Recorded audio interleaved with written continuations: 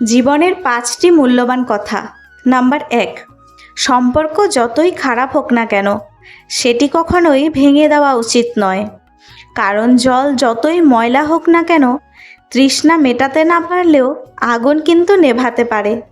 Number 2, একটি ছোট পিঁপড়ে আপনার পায়ে কামড় দিতে পারে, কিন্তু আপনি কখনো তার পায়ে কাটতে পারবেন না। অতঃপর জীবনে কাউকে কোনোদিনও ছোট ভাববেন না, কারণ সে ছোট হলেও যেটা করতে পারে আপনি কিন্তু তা করতে পারবেন না। নাম্বার 3, ভালোর সঙ্গে ভালো ব্যবহার করো, কিন্তু খারাপের সঙ্গে খারাপ নয়। কারণ হিরে দিয়ে হিরে কাটা যেতে পারে, কিন্তু কাদা দিয়ে কাদা পরিষ্কার করা যায় না।